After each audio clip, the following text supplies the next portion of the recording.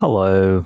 Make sure your microphone is on. When you're ready, click on the record button and say, "The man felt poorly, so he decided to take some medicine and go to bed," into the microphone. After spoken, click on the stop button. Your recording is now complete. Now click on the playback button. You should be clearly yourself. Hello.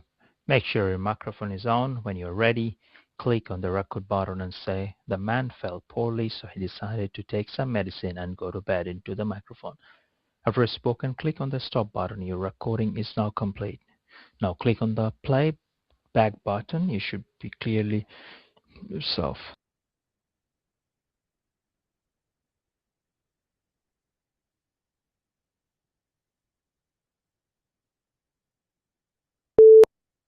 Hello.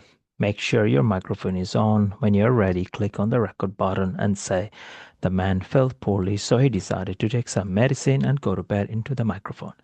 After you've spoken, click on the stop button. Your recording is now complete. Now click on the playback button. You should clearly hear yourself speaking.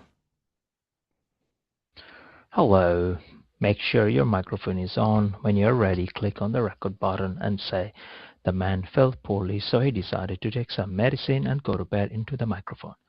After you've spoken, click on the stop button. Your recording is now complete. Now click on the playback button. You should clearly hear yourself.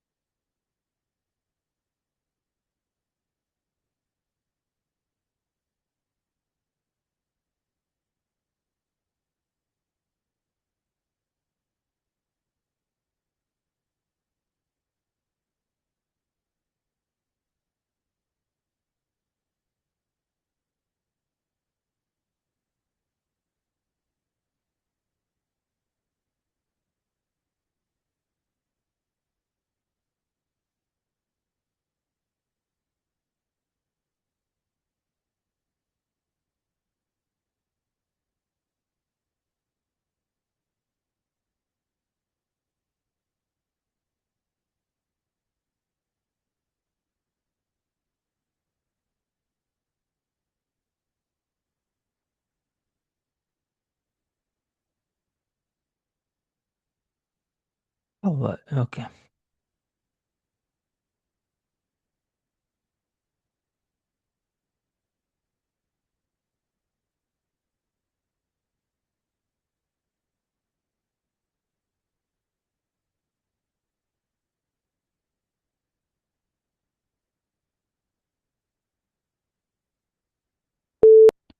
Hello, my name is Mahfuzur Rahman. I am very interested in giving this exam.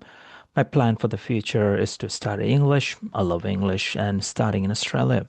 Learning English is my passion. I love to learn English, and I've chosen Pearson because it is the best test you can ever have for an English test. It's a standard English test that can ever be produced and can ever be done.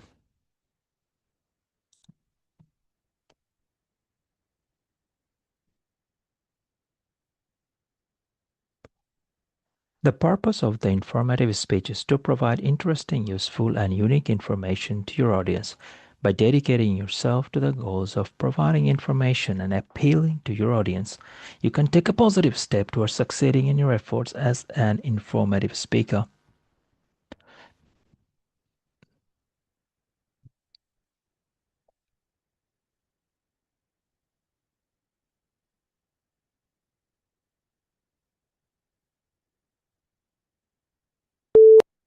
The purpose of the informative speech is to provide interesting, useful, and unique information to your audience.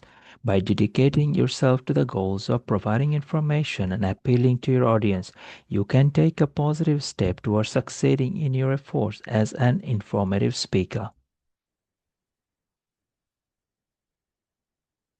Nature offers no greater splendor than the starry sky on a clear, dark night, silent and jeweled with the constellations of ancient myth and legend. The night sky has inspired wonder throughout the ages, a wonder that lets our imaginations far from the confines of Earth and the space of the present day and out into the distant reaches of space and cosmic time itself. Starry sky, jewel, constellations.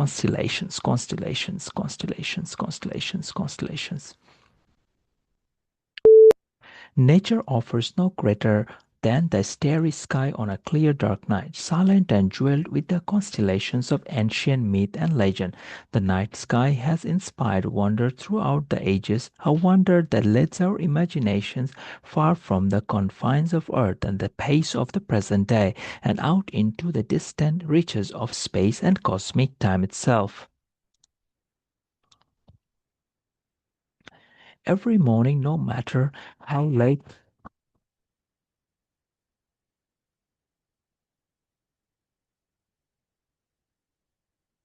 It has been. My father rose at 50:30, went to the study, wrote for a couple of hours, made us all breakfast, read the paper with my mother, and then went back to work for the rest of the morning. Many years passed before I realized that he did this for a living.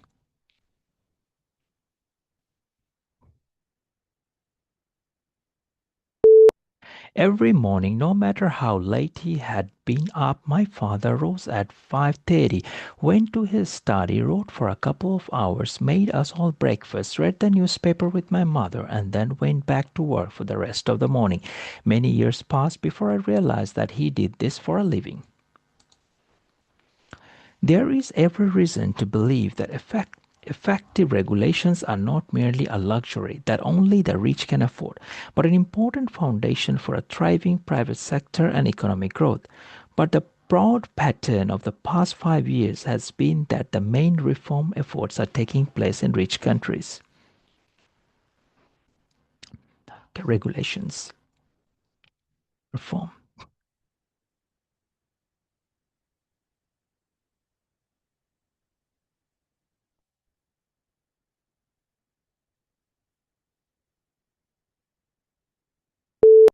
There is every reason to believe that effective regulations are not merely a luxury that only the rich can afford, but an important foundation for a thriving private sector and economic growth.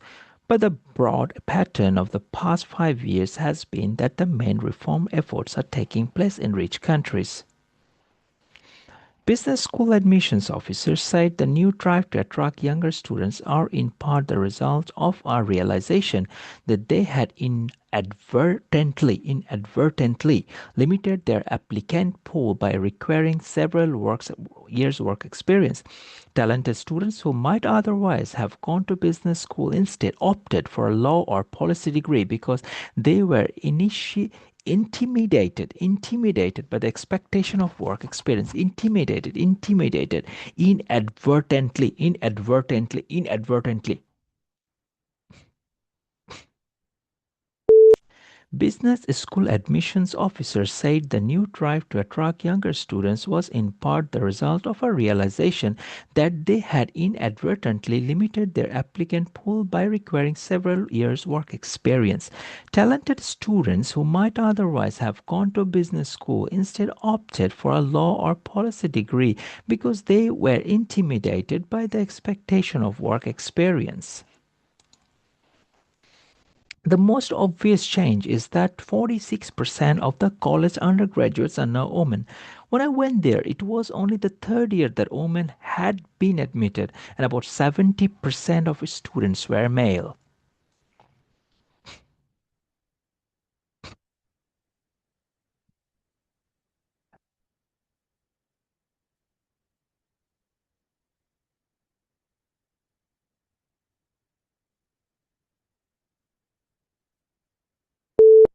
The most obvious change is that 46% of the college undergraduates are now women.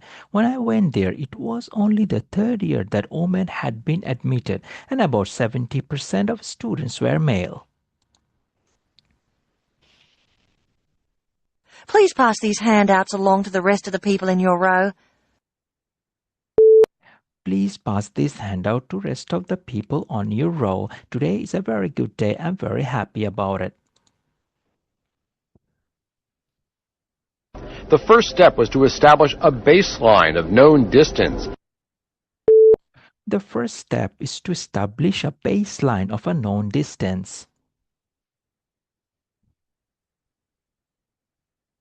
Politicians make much better decisions when they listen to public opinion. Politicians make much better decisions when they listen to public opinion.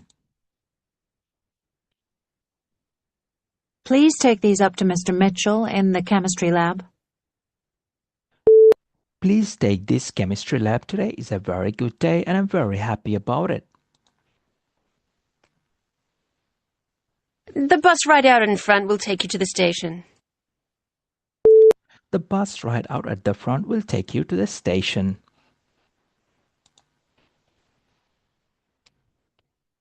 The head of department isn't available till Thursday. The head of department isn't available till Thursday. 39.5% of California residents do not speak English in the home. 39.5% of Californian students do not speak English at home. Children are not allowed in tutorial rooms at any time. Children are not allowed at tutorial room at any time. There are many people in the USA who are critical of their voting system. There are many people in USA. They're very critical about their voting system. Many environment experts are very concerned about the future of our planet. Many of the experts are very concerned about the future of our planets. Okay, this is a line graph provides information about recent global monthly mean carbon dioxide. X-axis is the year 2004 to 2009, and parts per million is 374 to 388. That's the range. Okay.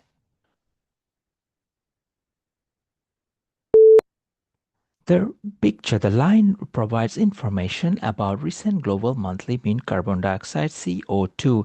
The x-axis provides information of year. The range of the year is from 2004 to 2009. The y-axis shows the parts per million. The range is between 374 to 388. The highest was in 2008 and the lowest was in 2004. Overall, the picture talks about recent global monthly mean carbon dioxide CO2.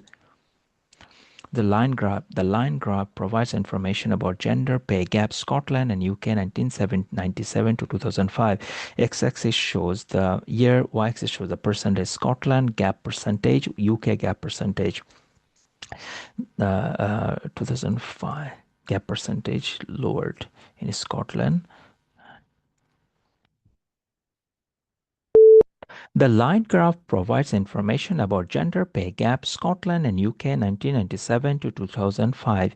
The x-axis shows the year from 1997 to 2005. The y-axis shows the percentage of 0 to 25%. That's the range. And as Scotland pay percentage is 1997 is less than 20%. UK in 2005 is less than 15%. Overall, the picture talks about gender pay gap, Scotland and UK 1997 to 2005.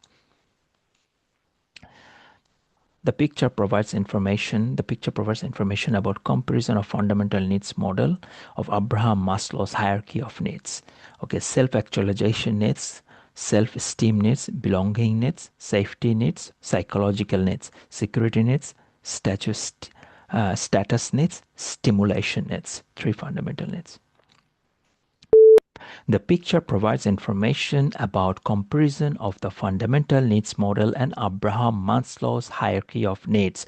The graph shows in the line over here status needs, stimulation needs, and security needs. The security needs are safety needs, freedom and fear, psychological needs, food, water, shelter, and warmth. Status and stimulation needs are self-actualization needs, creativity and fulfillment, self-esteem needs, respect and recognition. In the middle is the belonging needs. Overall, the picture talks about comparison of the fundamental needs model and Abraham Maslow's. The bar chart provides information about journeys per person per year, Great Britain. X-axis shows the journey, y-axis shows the numbers 0 to 7. The range is between 0 to 700. Highest 1997, highest was 1995 by car, more than 600, lowest other modes. The bar chart provides information about journeys per person per year, Great Britain. The x-axis shows the modes, the y-axis shows the numbers, the range is between 0 to 700. 1997 to 1997, 1995 to 1997, and 2006. Comparing 2006 to 1997, using of car was more than 600 in 1997 and 2006. The lowest was in 2006, which was other modes. Overall, the picture talks about journey per person per year, Great Britain. The bar chart provides information about volunteers who incurred expenses, reimbursement available. X-axis shows the volunteers' expenses. X-axis shows the expenses. Y-axis shows the reimbursement percentage, 0 to 40%. Okay, highest is the postage, which is less than 40%. Lowest is uniform, less than 20%. Okay.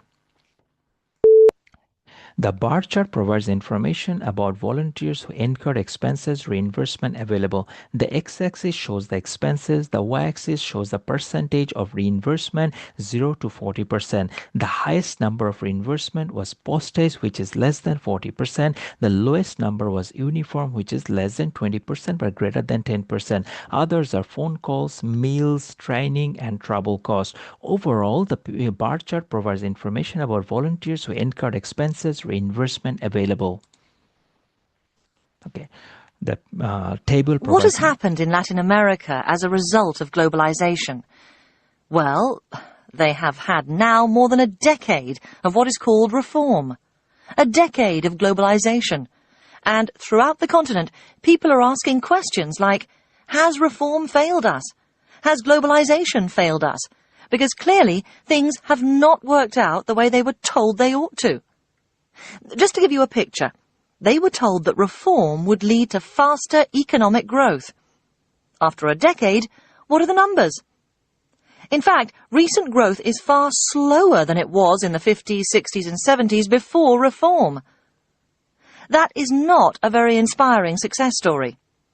Even in the beginning part of the 90s, growth was still below what it was in the 50s, 60s and 70s, but the growth it got in the beginning of the period was not sustainable, and it was not sustained. Throughout the region, poverty, as measured on the $2 a day standard as a percentage of the population, was actually up.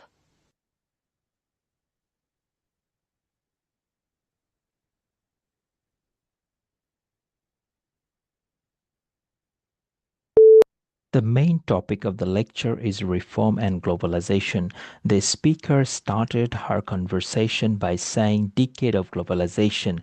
Moreover, reform globalization failed us. Furthermore, she mentioned the reform fostered the economic growth, which is not true. It has recently growth has gone slower. Furthermore, she mentioned about growth not sustainable. At the end, at last but not the least, mentioned about poverty $2 is standby. Overall, the lecture is about reformation and globalization, which has failed us. The most visible manifestation of this wealth was a series of grand projects that were begun by Napoleon III, mainly in Paris, soon after he came to power in the 1850s. He said, "I want to be a second Augustus," making reference to the Emperor Augustus's claim that he'd found Rome a city of brick and left it one of marble. In the case of Napoleon III, he found Paris in 1851 a city of cobblestones and twisting medieval streets, and he left it one of asphalt and macadam, because what he began doing was bulldozing old Paris, the ancient medieval part of Paris, and replacing it with wide new boulevards, 85 miles of them, that he lit with some 20,000 gas lamps, which he took out all the old 18th century oil lamps, replaced them with gas, which gave a much cleaner, brighter, regular light. Also 50,000 trees are planted alongside them, many of them the chestnut trees that we now think of as synonymous with Paris. And he drained the streets with 200 miles of sewers, these new famous Parisian sewers beneath the streets, thereby making the city a much more safer, pleasant place to wander, to stroll, to people watch, to have coffee or absinthe in the cafes.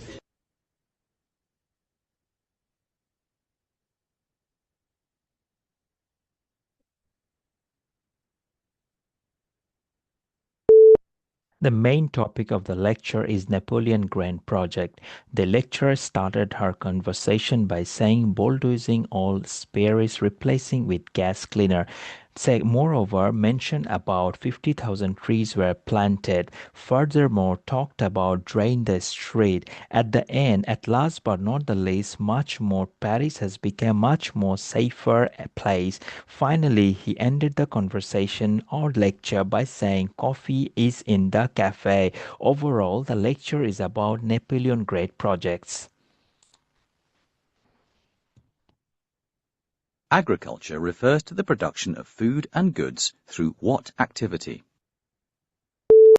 Agriculture, food and goods, what activity? What instrument allows you to see distant objects in space? Microscope, microscopic, microscope. How many years are there in a century? 100,000, 100,000. What is used to turn off an electric light? Switch, switch. How many years are in a decade? 100,000, 100,000.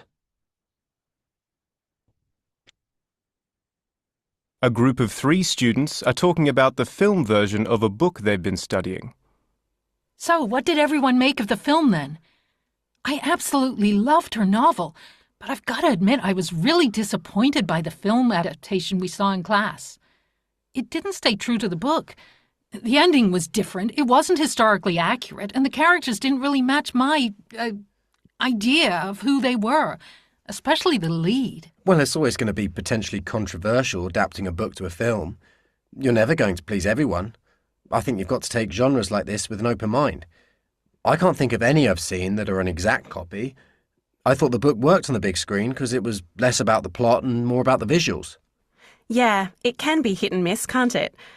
I think it's all about choosing actors and costumes and sets that reflect when the story's set, and the director creating the right mood to bring out the best elements of the book. For me, it ticked all those boxes. I actually thought it was much better than the book. And sometimes it works better when the scriptwriter goes off on a tangent and has a completely different take on a book, so that it's almost unrecognisable from the book. Like ones that are made into musicals.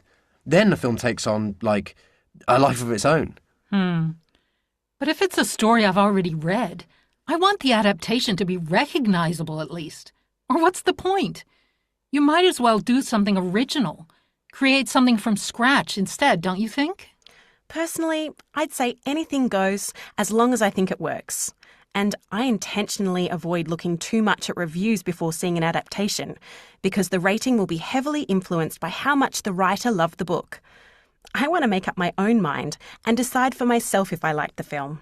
Really? I do the opposite.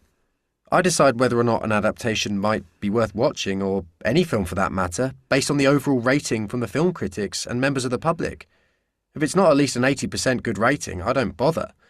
Unless we've been told to watch it because we're reading it in class. Well, here's an idea.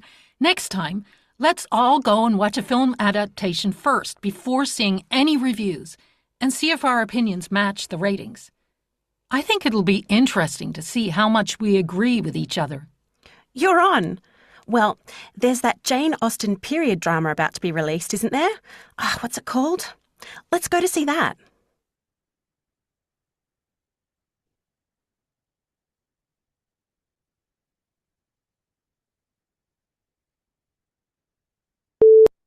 The main discussion of the topic is about film version of a book.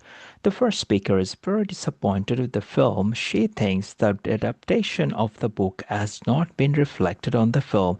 She thinks the story in the book is different to what's in the film. She thinks that overall, the filmmaker has not created the original version which should be in the book. The second speaker said that he doesn't mind at all. And he thinks controversial book to film. And he also mentioned that no movies are exactly a copy of a book. Everything is based on a rating. But he also said that before watching a movie, he do take the consideration of people's rating. If it's not 80% rating, he doesn't bother to watch. But unfortunately, regarding this film, he doesn't have an option because this is a book he studied at class and now this is a film on that book. The third speaker says she is not disappointed at all because she thinks that choosing an actor and everything does mention over there. So the best elements of the book are there. And of course, it's not going to be the same as the book because filmmaker has their own way of doing things. But she is not disappointed at all because it is better than the book. But she also avoids too much review because she wants to see how she thinks about the film before looking into the review. So she wants to decide on herself. Finally, she mentioned about a movie, Austen drama, that would be released soon. Overall, the talk was regarding the film version of a book. Three members of staff are having a meeting about organising a conference in their department. So, this is our first meeting to try and organise the department's annual conference, and I must say, I'm starting to feel a bit worried. I know I'm a worrier by nature, but there just seems to be so much still to be done. And it's only just over 2 weeks away now, isn't it? Well, closer to 3 weeks, actually. Anyway, yes, there is quite a lot to do, but I don't think we need to start panicking just yet. The way I see it, the key thing is to be organized. So the first thing is to make a list and, prioritize. We've already booked the 2 lecture halls and recreation area, so that's a start. Yes, so I guess the next thing is we need to work out the order of events and arrange who will give talks and lead the discussions. I've already talked to most of the possible speakers and I'll confirm things with them. Then we can get going on writing the publicity material and getting it printed. Thanks. That's already sounding more manageable. I wouldn't mind writing the publicity stuff. I think some posters and small leaflets will be enough, don't you? I know it's open to the public, but I imagine most participants will be from the department. So I reckon it'll be okay to do something on a laptop and just print it off ourselves. We don't need anything too flashy, do we? No, probably not. But it'd be good to attract some people from outside. or at least from the rest of the college. On that subject, can I make a suggestion? How about getting in a main speaker, someone a bit more well-known in academic circles? I'm not sure. I mean, I can see how that might attract more people, but the focus of the whole conference is the work of our department. Don't you think having a kind of star guest might draw attention away from that? And also maybe intimidate some of the other speakers who aren't so used to speaking in public? Actually, I think it's a good idea. In fact, I can think of someone who could do it. She's written a couple of books that were well received, and she's a brilliant speaker, clever and funny. I used to work with her at another college, so I know her a bit. I could contact her if you like. Well, okay. As long as it's a topic that falls within the general area, but doesn't clash directly with what others are discussing, it could certainly raise our profile and bring in more people. And there's no harm in asking, is there? Okay, so I'll contact her tomorrow and see if she's free. Meanwhile, Jen, can you talk to the other speakers and discussion leaders and make a list of times and topics? If you can let me know that, I'll make a start on writing the leaflet. And we'd better schedule the next meeting, maybe for the beginning of next week.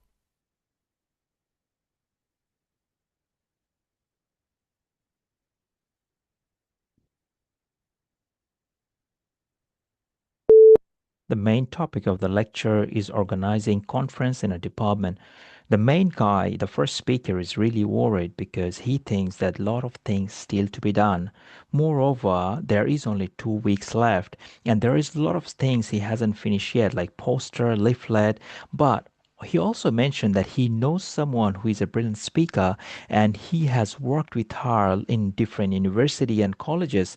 So the topic is, and he mentioned the speaker, if she could list all the time and topics and book another meeting next time.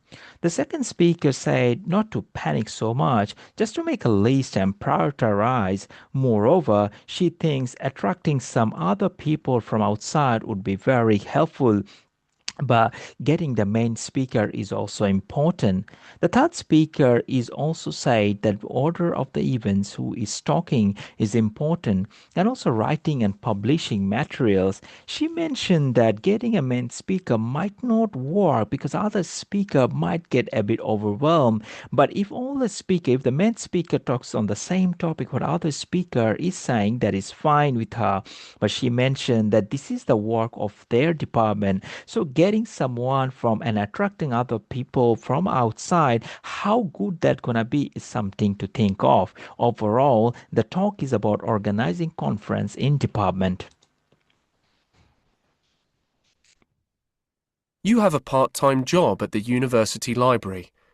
Your manager has asked you to work overtime on Saturday, but you'll miss the last bus home. Your friend has a car and might be able to help. What would you say to them?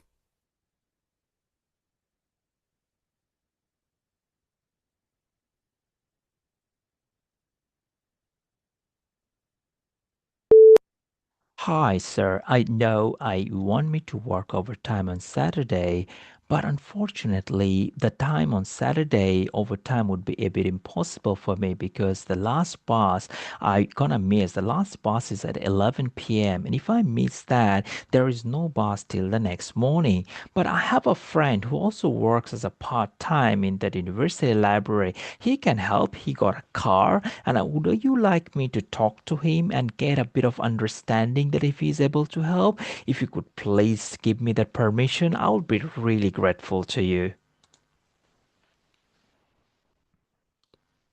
You are in a class at college. The two students sitting next to you keep talking to each other. You can't hear anything your teacher is saying. What would you say to them?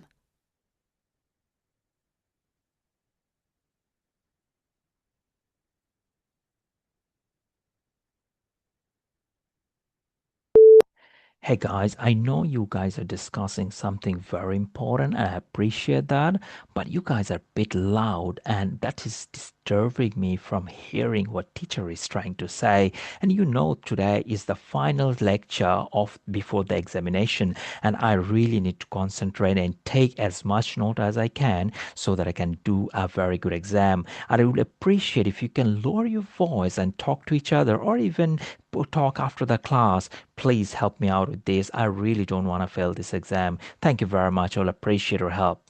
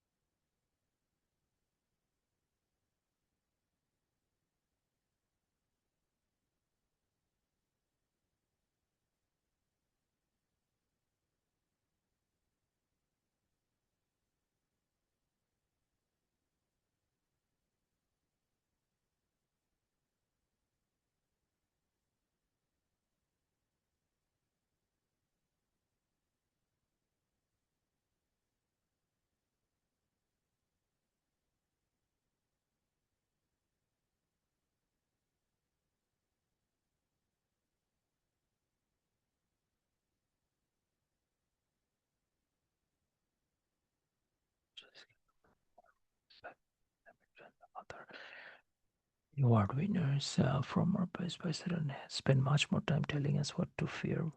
While the IPCC estimate the conclusion are grounded and carefully, George does not seem to be similarly written to control the world in his academy or medicine. But this number present the IPCC conclusion sea level will rise between 150 centimeters over the century. Their best expectation being about 25 centimeters, similar to what the world experiences over the past 150 years. Likewise, core recognitions of the accelerated melting of ice in Greenland, but overlooks the IPCC conclusion that if sustained the current rate of melting would by the end of the century. Core also takes note of research that Greenland's temperature higher in 1941 than they are today. Core also predicted rise in the heat-related deaths without mentioning the rising temperature reduced the number of cold spells, which are much bigger. The best study shows that by 2050 it will climb 400,000 less about 1.8.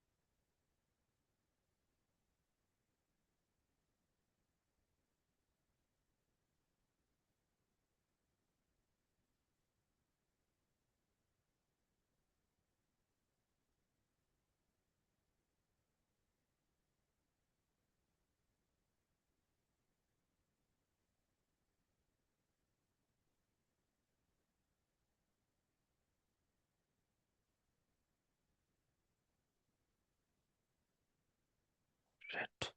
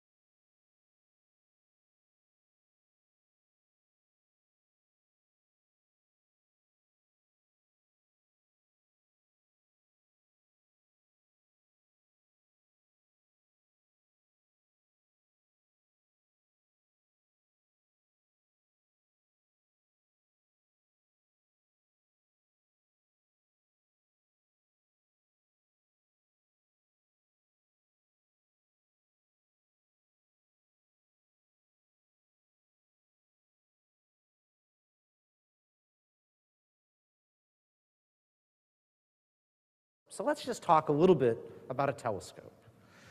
Our eye is the telescope we all are used to. It's a little tiny 5-millimeter telescope, and it serves us very well. But if we make telescopes bigger, we get a couple good things. We have larger telescopes, and they collect a lot more light, so we can see things that are fainter. But it turns out they greatly improve detail, and that's because of the nature that light is a wave, and wave effects, or what we call quantum mechanical effects, mean that when you use a little telescope to look at waves, it becomes blurry through what we call diffraction. And so larger telescopes are extremely useful to improve detail. The other thing that telescopes allow us to do is to put modern digital detectors behind them. Our eye is about the same sensitivity as a photographic plate. A photographic plate can be sat there and it can look at the sky for an hour, so it can see fainter. But modern digital detectors are almost 100 times more efficient than our eyes at collecting light. And so you can improve things by a factor of 100. That's like building a telescope 10 times bigger. And so that improvement has been one of the things that's allowed astronomy to do so much in the optical regime in the last 30 years.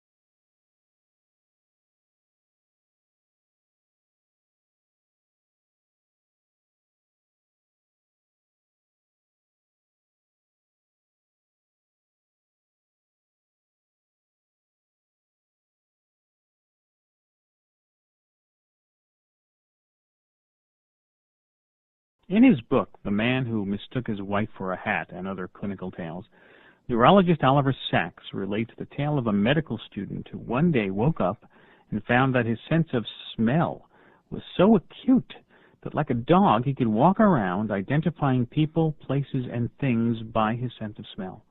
And what a wondrous experience it was. Like a visit to another world, he said. And normally we humans don't have a sense of smell as acute as many other animals. We tend to rely more on what we see or hear to tell us about the world. Still, our sense of smell is powerful. Most of us can detect 10,000 different odors, from cigar smoke to a chlorinated swimming pool, from curry to a city sewer.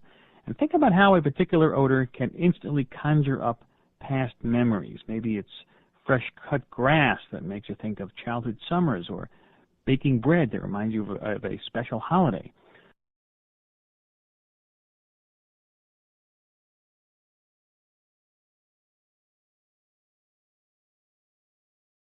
Hello, what can I do for you?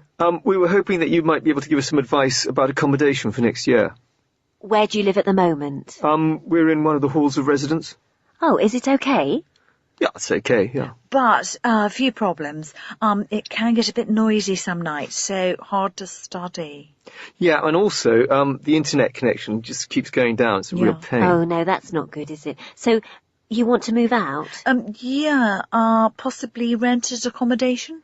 Well, it's very common. Most students do this in the second year. It's far more private, you get more independence. But of course, you have to pay for it. It is more expensive, isn't it? Generally, yes, but there's a range. Also, you may have to pay for services sort of on top of your rent, like gas and electricity. Oh, and the television licence. Oh. Yeah, but still probably better on balance. How do we go about that? Well, here's a list of approved accommodation. You contact the owner direct to arrange a viewing, and any problems, just come back to me. Right, Great. you're very helpful. Yeah, Thank you so much. Thank you.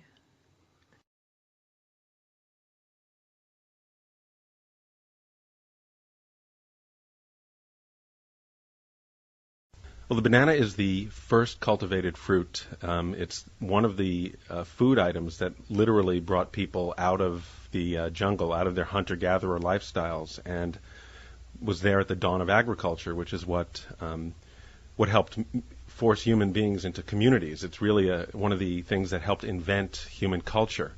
It's about 7,000 years of history. And the banana, from its center of origin, which is believed to be Papua New Guinea, it spread out with people who traveled in boats across the Pacific into the mainland of Asia and all the way south to Australia, across Indonesia, Micronesia, and eventually they moved as far as Africa and even possibly to Ecuador, all in this time, and all on paddled boats and wind-driven boats.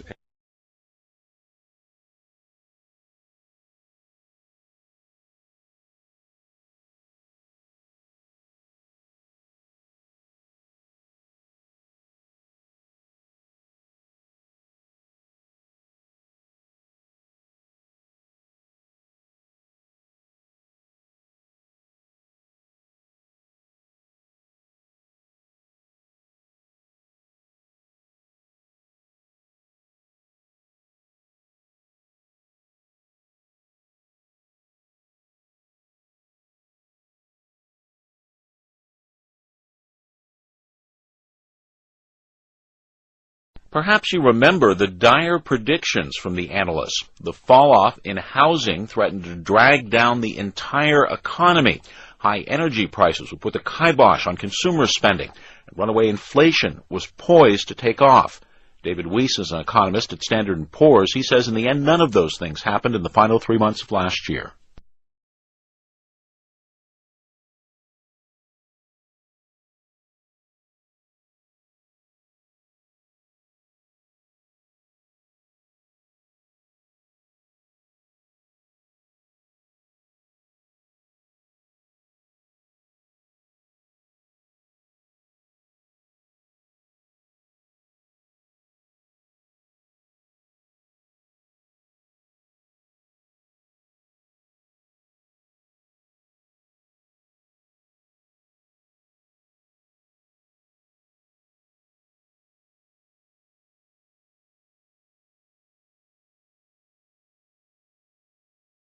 There's an idea that essentially sleep allows a homeostatic readjustment of synapses. During wake, you're bombarded by experiences, and that leads to multiple synapses being engaged and their weights being changed. And then what sleep allows, and specifically actually slow wave sleep, is a pruning back off those unimportant synapses. So it's kind of like, I imagine in some senses, the judicial pruning of your roses to get a nicer flower. So the idea is that the slow wave sleep is able to prune back synapses that are energetically wasteful, but are also wasteful in an information processing account because they're adding noise.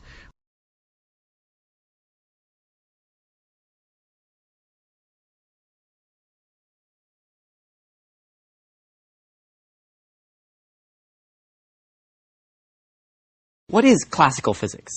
Let's start with the easiest, perhaps. What is physics? Physics is the study of the natural world. It's the study of the physical world, the world we live in. It's experimental science, and it's really the heart, the core of all other experimental sciences. Physics goes beyond just a simple description of nature. It's an attempt to unify a broad variety of phenomena that we observe in the world, both the natural world and the technological world. We're looking for the underlying principles, the explanation, the prediction. We would like to be able to really understand the world around us, measurable things in particular. Physics studies matter and energy, space and time, studies particles and waves, forces and motion. These are a lot of words that we use. We have deep intuitive sense about what those words mean. And part of what we're going to be doing in this course is to start looking carefully at each of these words. What do I mean by energy? What do I mean by force? How would I define that in a laboratory and measure it? And what use is it? How does it help me to understand things about the world?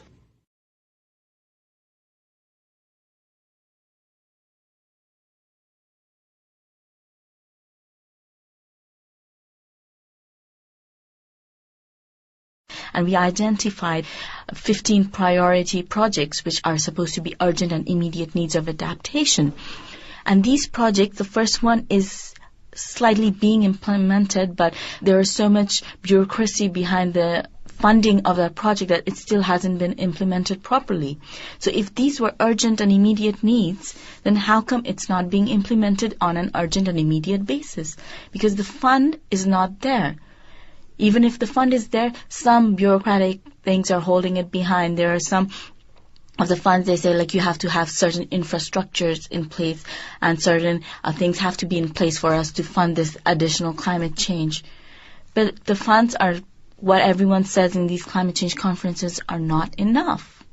They're just not enough.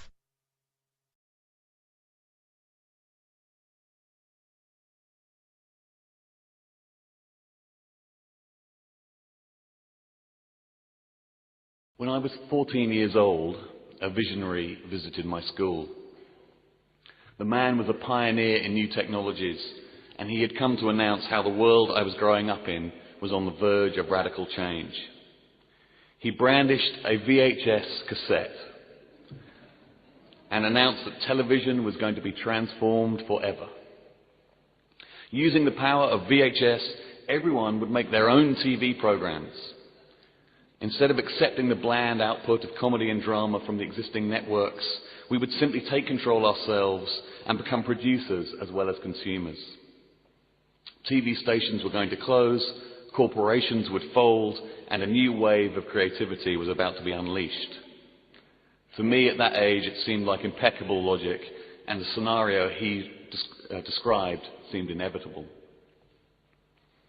Over the following years, it became clear that what he had predicted was certainly not coming true, and I began to think of him as an idiot.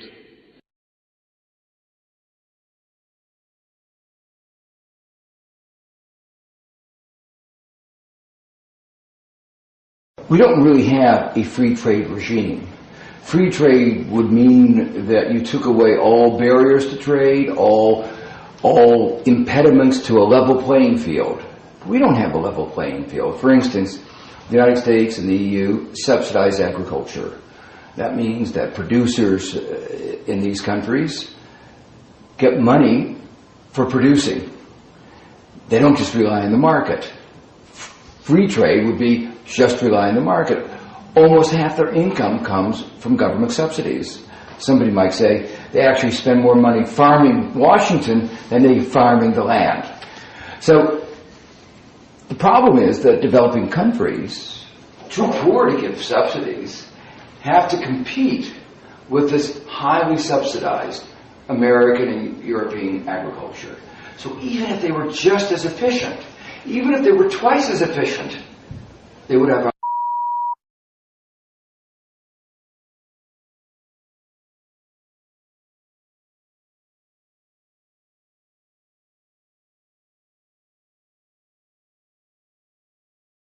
over half of patients had what we called the no symptoms, no asthma health belief. They thought about and managed their asthma as an acute episodic illness, the way someone would treat a cold or a flu. They felt when they had their wheezing or shortness of breath, that's when they had their asthma, and it made perfect sense for them to use their quick relief medicines and their chronic controller medicines then. But once they started feeling better, they felt there was no reason for using those medicines because they felt okay.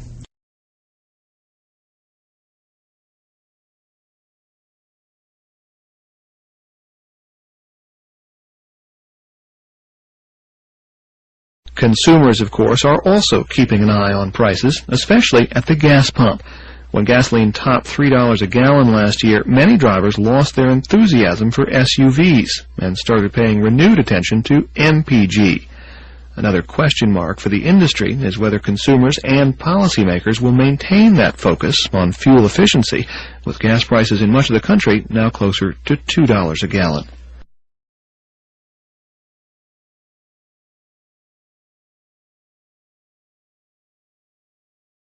Most of the students had not considered this issue before.